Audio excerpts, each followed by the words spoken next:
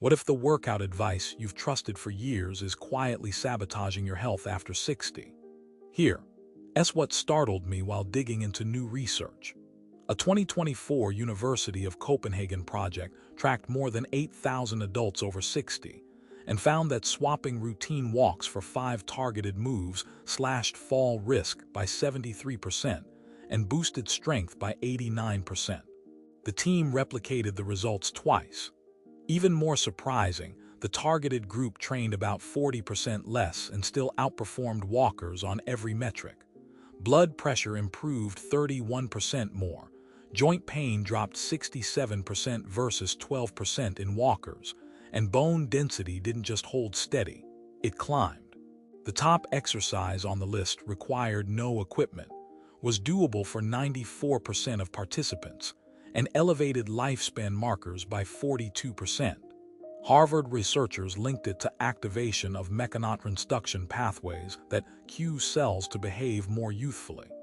This could be the choice that keeps you striding at 80 instead of leaning on a cane at 70. Drop your age and where you're watching from in the comments. We read them all. Now let's future-proof your body. Number 5. Wall push-ups with a hold. Don't let the simplicity fool you. A 2023 Journal of Aging and Physical Activity paper showed adults over 60 who practiced wall push-ups with an isometric pause gained 34% more upper body strength than those doing standard routines. That matters because, past 60, muscle mass dwindles roughly 3% each year unless you intervene. Upper body weakness doesn't just limit gym performance. It predicts trouble with everyday tasks like opening jars, loading groceries, or bracing during a stumble. Wall push-ups with a hold reinforce functional strength patterns you use constantly. Stand an arm's length from a wall, hands at shoulder height and width. Lean in for 2 seconds until your nose is near the wall, hold 3-5 seconds, then press out for 2 seconds, keeping your core engaged. Begin with 5 reps and build to 15, adjusting foot distance for difficulty. This slow, deliberate tempo maximizes time under tension, which is especially effective after 60. A University of British Columbia trial reported that doing wall push-ups with holds 3 times a week increased pushing strength by 41% and sharpened reaction time by 23%. That latter benefit is a fall prevention powerhouse. The pause amplifies proprioception, your body's sense of position in space, which typically fades with age and is a key player in avoiding missteps. Aim to stay smooth, keep your spine neutral, and breathe steadily. Once you can hold with ease, inch your feet back to raise the challenge. When this move becomes second nature, you'll feel it every time you reach, lift, or steady yourself. Number 4. Seated leg lifts with resistance. Sitting doesn't mean easy. A 2024 analysis in Archives of Physical Medicine found that this move increased walking speed by 28% and stair climbing capacity by 45% in older adults. Gait speed is such a strong indicator of longevity that many clinicians call it a 6th vital sign. This exercise targets hip flexors and quads while your core stabilizes, exactly the team your body relies on for stepping, rising, and climbing. Sit tall in a sturdy chair, feet flat. Extend one leg straight out, knee as straight as comfortable, aiming for parallel with the floor. Hold 2 seconds, lower slowly without touching down. Do 10-15 reps per side, keeping your back pressed to the chair to prevent cheating and protect your spine. What makes this so potent is unilateral training. Working one leg at a time corrects left-right imbalances that creep in with age. To progress, introduce ankle weights or loop a band around the ankles, adding resistance every couple of weeks. Progressive overload still works beautifully later in life. Older adults often see larger percentage gains because of a lower starting point. Maintain smooth control and avoid swinging. Your knees, hips, and balance will thank you on stairs, curbs, and uneven ground. Quick pause to support the channel.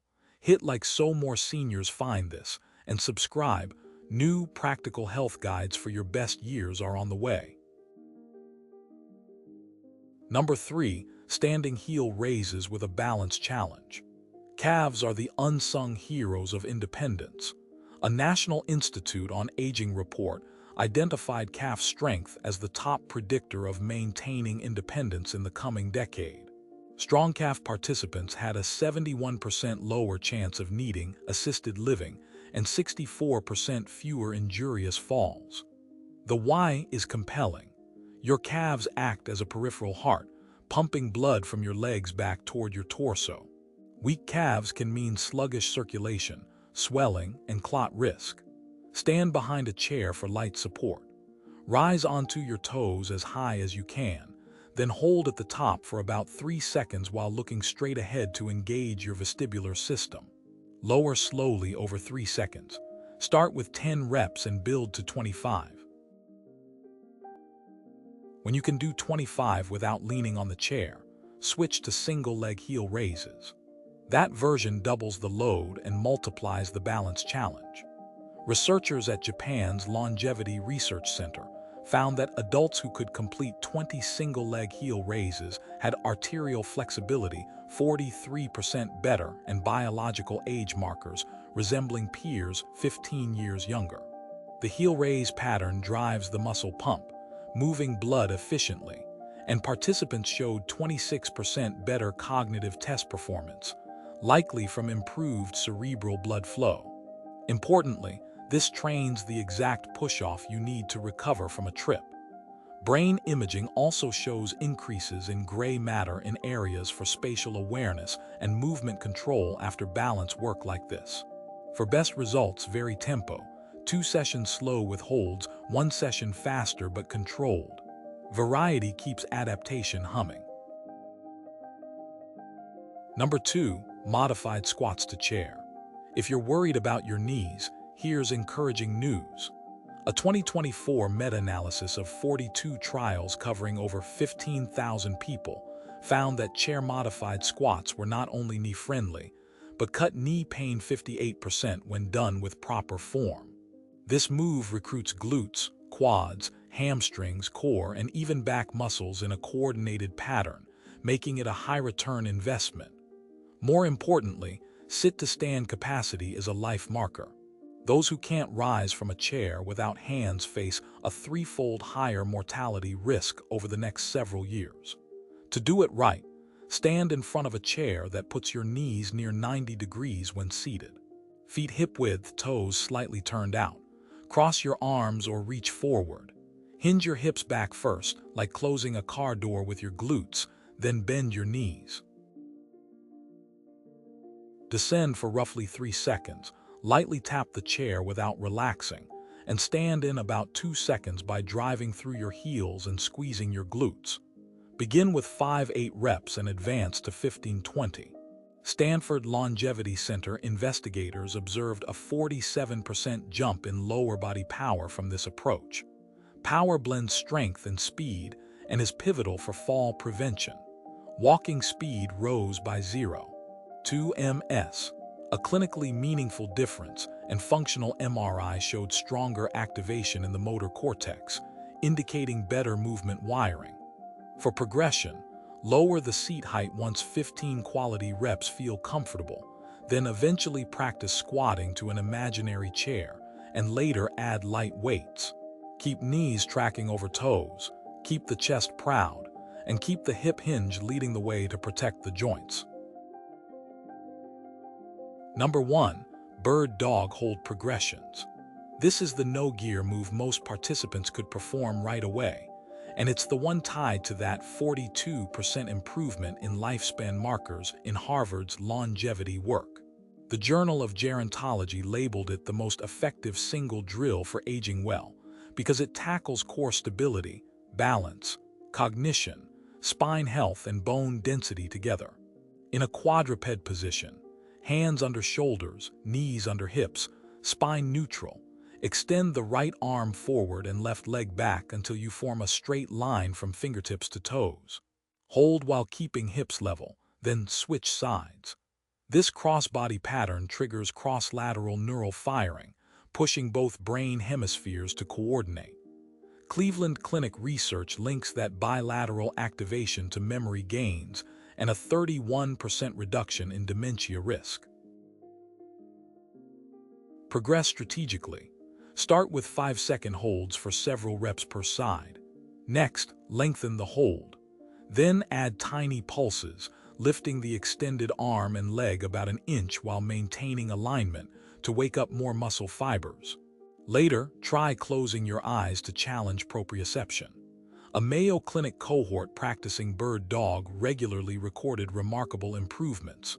Core strength up 93%, back pain down 76%, fall risk down 82%, and spine-hip bone density up 3.2%, a reversal of typical age-related loss. Mechanotransduction explains the tissue-building effect.